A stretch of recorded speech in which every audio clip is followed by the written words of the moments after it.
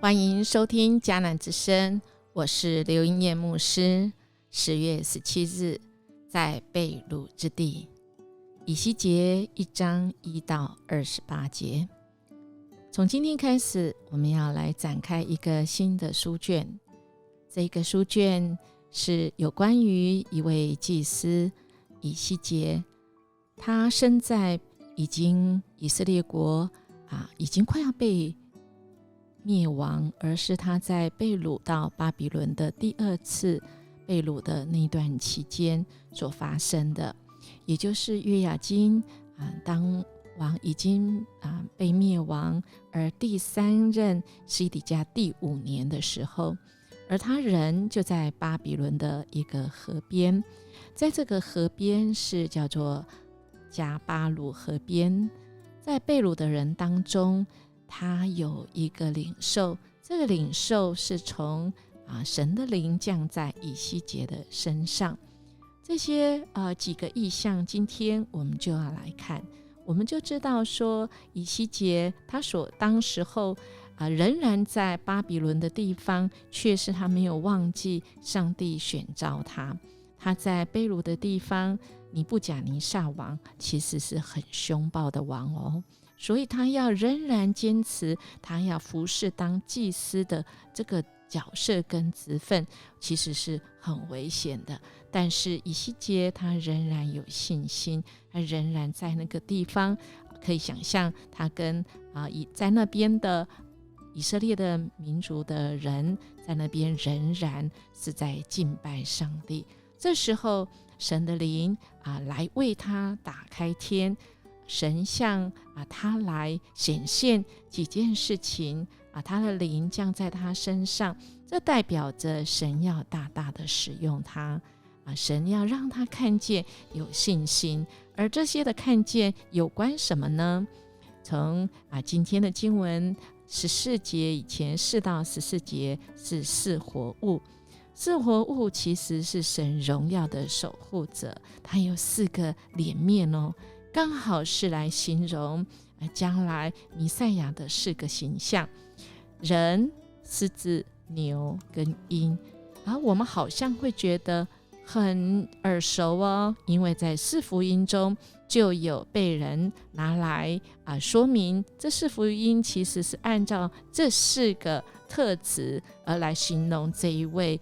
弥赛亚，这一位我们所要认识的耶稣基督。那他们各呢，这个有往前行，那么灵往哪里去呢？他们就往哪里去行走并不转身。这里特别的记载4活物的行动呢，这意象对以西结有什么意义呢？其实就是说，神的行动是不会被拘束的，他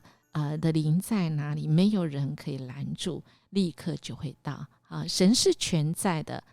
神能够同时在这里，也可以同时在那里。那在那里做什么呢？是要跟这些被掳的人一起虽然他们的国家可能不久就要被灭亡，但是神没有忘记他们。在4轮子15到21节，再一次神让以西结看到神是全知的，因为这4活物的轮子蛮有眼睛先是同样的可以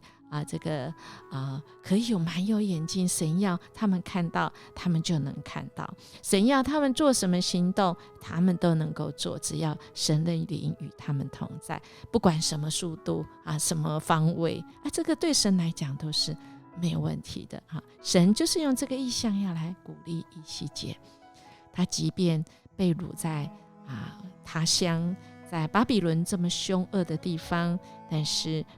这个神是要用他，可以用一切超过这些地域、空间、时间、知识的限制继续我们看到22到28节，就更清楚的知道这一位神真的是超过我们人所能想象的。因为呢，这4活物看起来还是被限制在个体可是它却原来是顶着穹苍的耶就是4活物和天是相连的，在穹苍上有宝座，宝座上仿佛是人的样子，周围有火有光辉。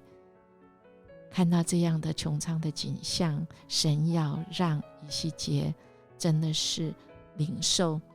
上帝没有忘记他，没有忘记他的选民，上帝没有忘记他的约，因为彩虹仍在。感谢神，看到这一段音乐牧师其实是很感动，就是这位神他是这么伟大，可是他却是因着人的有限，特别是以西结，他体贴以西结以及他所爱的这些选民，即便现在困在被敌人的国家里面，被困在那里，但是神要使他们在主的灵里面，他们是可以自由的。透过这几个意象所看到的，就知道他们将来是有盼望，因为这一位神是全在、全知、全能的。有一个印记，就是最后这一节说的，这光彩跟彩虹一样，这就是显明上主临在的光辉。我不知道我们弟兄姐妹，你曾经有过看过什么异象吗？音乐牧师有，音乐牧师在人生许多的时候，特别是那走不过的时候，神真的很恩待。每一次我静下心来祷告寻求神的时候，我跟神说，主啊，我真的没办法，主啊，恳求你让我看见。很奇妙的，主总是用他的方式来让我知道，信靠他就对了，勇敢踏出去，一步一步神要带领。愿我们跟以西结跟念牧师一样，我们来依靠这位大能的神，他愿意让我们靠，他愿意来带领我们超越那困难，那经历我们所不曾经历过，是人没有办法用言语来形容的，那是上帝的荣耀荣光。但神邀请我们，让我们在困难中跟他一起，他跟我们一起度过。我们一起来祷告。主啊，谢谢你今天这段话，也这个意象再次告诉我们，主你没有忘记我们，你是守约是慈爱的主。恳求你来帮助我们，在这世代专心仰望你。不管这世代有多么混乱，疫情不确定，真假消息满天飞，使得这世界很恐慌，但是主，我们看见你的荣耀，我们看见主你与我们同在，你没有离开过我们，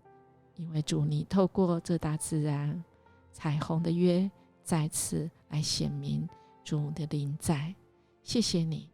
奉主耶稣基督的名求，阿们。音乐牧师祝福您，愿我们今天活出上主同在的荣耀。我们明天见。